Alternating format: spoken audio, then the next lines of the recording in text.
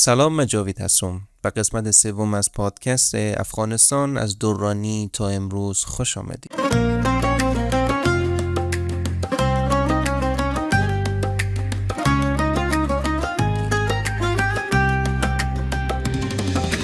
پیشنهاد میکنم حتما دو قسمت قبلی را بشنوید، چون که این قسمت هم ادامه همان روایت هاست.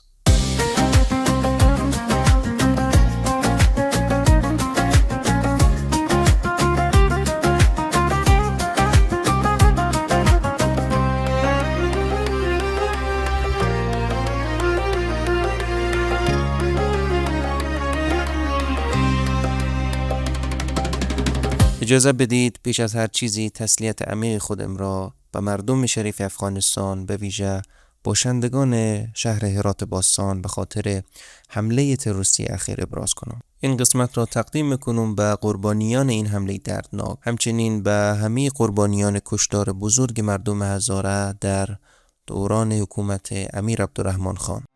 اول وفا نمودی، سپس جفا نمودی، افسوس کنم صد افسوس، های های های های های های های های. در قسمت اول دیدیم که در سال 1747 قبایل افغان گرد هم آمدند و احمد شاه درانی را به پادشاهی رساندند. او امپراتوری بزرگی ساخت و پایه‌های اولین دولت متحد افغانستان را گذاشت. پس از او تیمورشاه پسرش 21 سال حکومت کرد و پایتخت را از قندهار به کابل انتقال داد. اما بعد از مرگش در سال 1793 به دلیل نبودن ولیعهد و رقابت میان پسرانش کشور دچار آشوب شد. در قسمت دوم هم وارد بازی بزرگ شدیم، رقابتی بین روس‌ها و بریتانیا در سال 1839 به کشور حمله کرد، اما در سال 1842 ارتشش تقریبا نابود شد. سپس دوست محمد خان بازگشت و کشور را متحد کرد، ولی جنگ دوم و معاهده گندمک افغانستان را به یک دولت نیمه تحت الحمایه تبدیل کرد.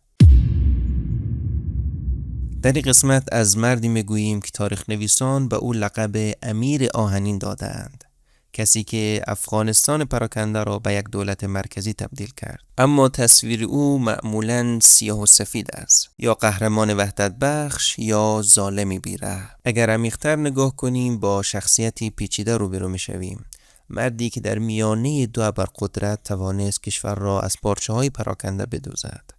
اما بهای این دوخت چی بود؟ اجازه بدین قبل از شروع روایات قسمت سوم نکته ای را از ته قلب با شما عزیزان در میان بذارم. افغانستان یک کشور رنگارنگ است. هزاره، پشتون، تاجیک، ازبک، ترکمن، بلوچ، نورستانی، پشه‌ای و بقیه اقوام در کنار هم زندگی میکنند.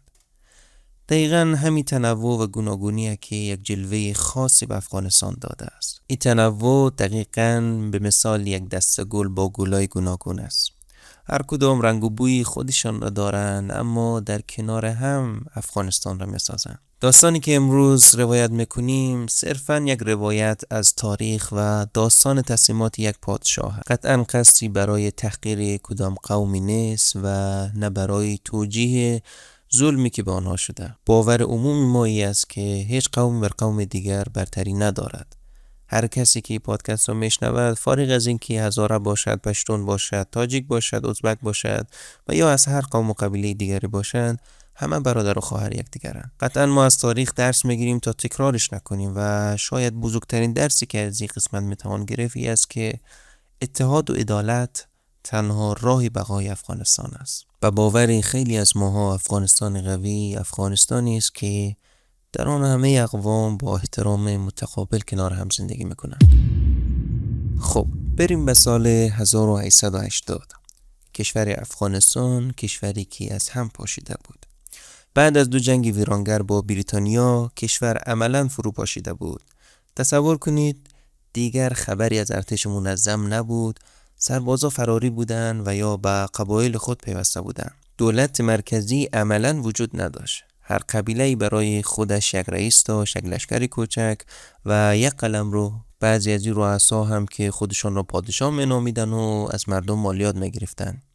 جاده ها اصلا امن نبود. یک بازرگان اگر میخواست از کابل به قندهار سفر کند باید جان خودش را بر کف دست میگرفت، چون راهزنها در کمین بودند. دهقان ها محصول خودشان را میکاشتند، اما وقت زمان برداشت میرسید یا نیروهای دولتی می آمدند و مالیات سنگین میگرفتند و یا خانهای محلی محصولاتشان را غارت میکردند. و بدتر از همه هیچ مرزی وجود نداشت. نه خود افغانستان میدانست که مرز شرقش کجاست و نه بریتانیا. بریتانیا که از هزینه‌های جنگ دوم خسته شده بود، چون هزاران سرباز هندی و بریتانیایی کشته شده بودند و بودجه کلان صرف جنگ شده بود، به دنبال یک امیر قوی اما مطیع می‌گشتند. کسی که بتواند کشور را جمع کند اما دستش را برای سیاست خارجی باز نگذارند. یعنی داخل کشور هر کاری که میخواهد انجام بدهد، اما اجازه ندهد روس‌ها وارد شوند و بدون اجازه آنها با کسی رابطه ای نداشته باشد. آنها به دنبال فردی میگشتند که قدرت کافی برای سرکوب قیام‌های داخلی را داشته باشد، به بریتانیا وفادار باشد یا حداقل دشمنی نکند و بتواند ارتش منظم و دولتی مرکزی ایجاد کند. این فرد کسی نبود جز امیر عبدالرحمن خان. اما این فرد که بود؟ عبدالرحمن خان نوه دوست محمد خان بود، کسی که بعد از شکست بریتانیا در سال 1842 به کابل آمد و کشور را متحد کرد. پدرش محمد افضل خان پسر ارشد دوست محمد بود و مدتی کوتاه امیر شد، اما عبدالرحمن از همون دوران جوانی در جنگ‌های جانشینی بسیار فعال بود. او سالهای زیاد را در سمرقند و تاشکند در تبعید زندگی کرده بود. در آنجا فرصت یافته بود که ارتش روسیه را از نزدیک ببیند و بشناسد. نحوه آموزش سربازان، گرفتن مالیات، جاسوسی و سرکوب شورش ها. خودش در خاطراتش می نویسد که من در تبعید درس‌های زیادی از سازماندهی و نظم آموختم. دیدم که چگونه روس‌ها ارتش خود را اداره میکنند، چگونه مالیات میگیرند و چگونه قیام‌ها را سرکوب میکنند. او مردی بود با اراده آهنین، چهره جدی و چشمانی نافذ. میگویند هیچ کس نمیتوانست برای مدت طولانی به چشمانش خیره شود. او هم از بریتانیا متنفر بود و هم از روس‌ها، اما میدانست که باید با یکی از آنها کنار بیاید تا کشور را نجات دهد. امیر عبدالرحمن در سال 1880 وارد کابل شد. مردم از او استقبال کردند، اما در چشمانشان هم ترس بود هم امید. ترس از این که مبادا این امیر هم مثل قبلی ها باشد، امید به این که شاید این یکی بتاند آشوبها را سرکوب کند. او سوار بر اسب از دروازه های کابل وارد شد. سربازان بریتانیایی که هنوز در شهر بودند او را زیر نظر داشتند. عبدالرحمن به سمت ارگ کابل حرکت کرد. در حیات ارگ جمعیتی از ریش سفیدان، روحانیون و سرداران قبایل منتظر بودند. او از اسب پیاده شد. نگاهی به جمعیت انداخت و با صدایی محکم اما آرام گفت: من یک کشور را از پارچه‌های پراکنده می‌دوزم. این کار به درد نیست. خب این جمله نوید یک دوره تازه میداد، اما همچنان هشدار میداد که این بار همچون امیرهای قبلی نیست. این مرد برای رسیدن به هدفش از هیچ چیزی کوتاه نمی‌آید. عبدالرحمن خوب می‌دانست که اگر می‌خواهد یک کشور بسازد، اول باید قدرت قبایل را بشکند. قبایلی که هر کدام خودشان رئیس، لشکر، زرادخانه و حتی قوانین جداگانه داشتند. در افغانستان آن روز هیچ کس خود را تابع یک دولت مرکزی نمی‌دانست. هر قبیله یک پادشاهی کوچک بود. اما عبدالرحمن خان نقشه ها داشت. نقشه‌ای که هم از روس‌ها آموخته بود، هم از بریتانیا. او تصمیم گرفت که از آهن برای سرکوب و از آتش برای بازسازی استفاده کند. خب حالا بیاین یک نگاهی بندازیم به سرکوب قیام‌ها توسط امیر آهنینی که تاریخ نویسان گفتند. اولین کسانی که علم مخالفت برداشتن غلچی ها بودند، یکی از قدرتمندترین قبایل پشتون که در مناطق قندهار و غزنی زندگی میکردند. آنها از مالیات‌های سنگین و بی‌عدالتی به تنگ آمده بودند. عبدالرحمن اما مهلت نداد. او سپاهی فرستاد و دستور داد مزارع غلچی ها را آتش بزنند. نه فقط مزارع، بلکه غله ها، آسیاب‌ها و حتی چاه‌های آب را هم نابود کنند. هزاران خانواده مجبور شدند که خانه‌هایشان را ترک کنند و به مناطق دیگر کوچ کنند. سران قبایل غلچی به کابل فراخوانده شدند و برخی از آنها هم زندانی و یا اعدام شدند. نبی میثاق می‌نویسد عبدالرحمن با این کار هم شورش ها را سرکوب میکرد و هم سالها قدرت اقتصادی غلچی ها را نابود ساخت. دومین قیام مربوط به قیام ازبک ها میشد. در شمال کشور ازبک ها در مناطق مزار شریف و میمنه زندگی میکردند. از دیرباز به استقلال طلبی معروف بودند. رهبری به نام محمد قاسم خان پرچم قیام را برافراشت.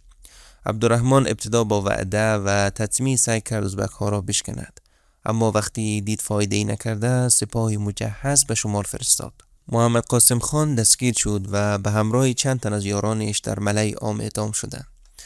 جان ورناک می‌نویسد که عبدالرحمن با اعدام رهبران شورشی پیامی روشنی می‌فرستاد: هر کسی علیه دولت مرکزی قیام کند سرنوشتی جز مرگ نخواهد داشت.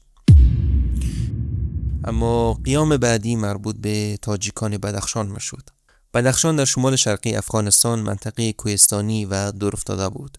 تاجیکان آنجا همیشه خود را مستقل می‌دانستند و به امیر کابل مالیات نمی‌دادند.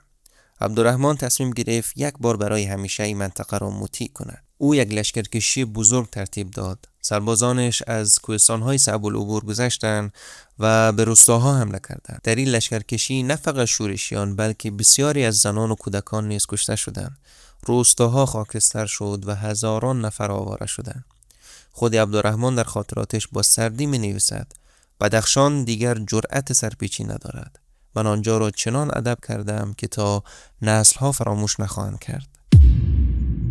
اما سرکوب هزاره‌ها یکی از تلخ‌ترین فصل‌های تاریخ افغانستان است. هزاره‌ها در دوران عبدالرحمن 3 بار قیام کردند، نه از روی طمع بلکه برای دفاع از جان و عزت خود. این بخش از تاریخ افغانستان بسیار تلخ است، اما تاریخ را نمی‌شود پنهان کرد. اولین جرقه در منطقه شیخ علی زده شد. هزارها از مالیات‌های سنگین و ظلم والیان به تنگ آمده بودند. شورش کوتاه بود، اما عبدالرحمن با شدت تمام سرکوب کرد. دانشنامه ایرانیکا می‌نویسد که عبدالرحمن دستور داد تمام رؤسای قبیله شیخ علی به کابل فرستاده شود. برخی‌هایشان اعدام شدند و بهترین زمین‌ها را به کوچی‌ها یا هم اشایر افغانستان داده شد. اما این تازه شروع بود. قیام دوم آتشی که در سراسر هزاره جات به راه افتاد. در هروزگان سربازان افغان به همسر یکی از رؤسای هزاره تعرض کردند. آن مرد با کمک روستاییان سربازان را کشت و به پادگان حمله کرد. خبر مثل آتش پیچید. سید عسکری موسوی می‌نویسد این رویداد نقطه عطفی بود. قبیله‌ای که تا آن روز با عبدالرحمن همکاری می‌کردند علیه او برخاستند. عبدالرحمن در پاسخ در سال 1891 جهاد علیه هزاره‌ها اعلام کرد. فتوا سریع بود: هر مسلمانی باید هزاره‌ها را بکشد، اموالشان را غارت کند و زنان و کودکانشان را به بردگی بگیرد. گزارش پارلمان کانادا در سال 2024 میگوید این فتوا رسما مجوزی برای نسل‌کشی بود. هزارها را به عنوان کافر معرفی کردند در حالی که مسلمان بودند. عبدالرحمن ارتشی عظیم که شامل 40,000 سرباز، 10,000 سوار و 100,000 اشایر بود جمع کرد. مشاوران بریتانیایی هم کمک کردند و در نهایت قیام را در ارزگان در هم کوبیدند. یکی از دردآورترین روایت‌های روزگار قصه 40 دختر ارزگانی است. در میان کشتار دلخراش‌ترین داستان رقم خورد. وقتی نیروهای امیر آخرین سنگر مقاومت را محاصره کردند، 40 دختر جوان هزاره به رهبری دختری به نام شیرین 7 شبانه روز جنگیدند، اما در نهایت مهماتشان تمام شد. آنها می‌دانستند که اگر به دست دشمن بیفتند به بردگی جنسی گرفته می‌شوند. بازمانده‌ای که سالها بعد در پارلمان کانادا شهادت داد گفت: آن دختران خود را از فراز کوه به درون رودخانه پرت کردند. آنها مرگ با عزت را به بردگی ترجیح دادند. اما قیام سوم باز هم مالیات‌های سنگین باعث قیام مردم شد. هزارهای ارزگان دوباره قیام کردند، اما دیگر توانی نمانده بود. قیام به راحتی سرکوب شد. اسناد آرشیو ملی هند نشان می‌دهد که والی بلوچستان به بریتانیا گزارش داده که عبدالرحمن قصد نابودی کامل هزاره‌ها را دارد. بیش از 60% از جمعیت هزاره‌ها بین سال 1891 تا 1893 قتل عام شدند و یا آواره گشتند. هزاران زن و کودک در بازارهای کابل و قندهار به بردگی فروخته شدند. بیش از 400 سر بریده به کابل فرستاده شد تا برج‌های از سر انسان ساخته شود. زمین‌های هزارها مصادره و به کوچی‌ها داده شد و کشاورزان آواره گشتند. اما افغانستان زخم دیگر متحمل شد که هنوز از او خون می‌چکد. سال 1893 یک دیپلمات بریتانیایی به نام سر مورتیمر دیورند به کابل آمد. هدف این بود که مرز شرقی افغانستان با هند بریتانیایی را مشخص کند. معاهده‌ای که امضا شد به خط دیورند معروف است.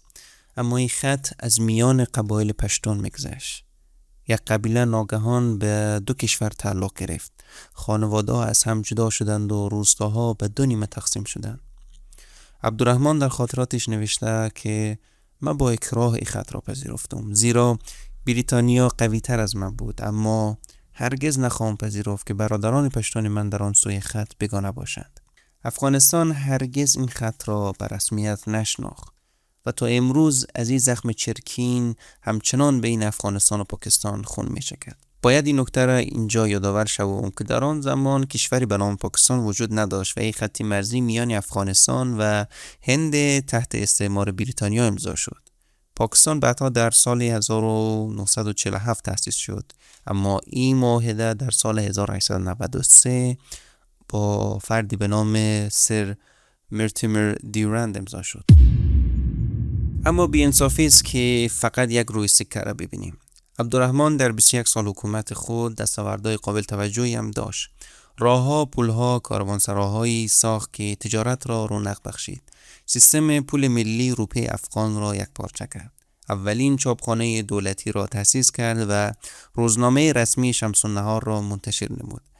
در زمینه روابط خارجی سیاست بی‌طرفی مسلح را دنبال کرد. همزمان هم از بریتانیا و هم از روسیه کمک مالی می‌گرفت، بدون اینکه اجازه دهد هیچ کدام در امور داخلی دخالت کنند.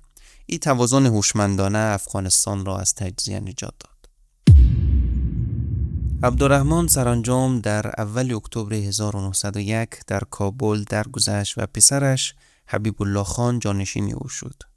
افغانستان کم کم وارد قرن 20 می شد. قرنی پر از انقلاب، جنگ و دگرگونی. کشوری که عبدالرحمن به ارث گذاشته بود برای اولین بار دارای مرز معین، دستگاه اداری، ارتش مرکزی و سیستم مالی یکپارچه بود. اما قیمت ای وحدت و ای سازماندهی چی بود؟ سرکوب، ترس، آوارگی هزاران نفر و زخمی به نام دیورند. میراث عبدالرحمن برای هر گروه از افغانها متفاوت است. برای برخی او امیر آهنین وحدت بخش است و برای برخی دیگر نماد ظلم و نسل‌کشی. شاید مهمترین درسی که از زندگی او میتوان گرفت این است که وحدت ملی اگر با زور و ظلم دست آید پایدار نخواهد.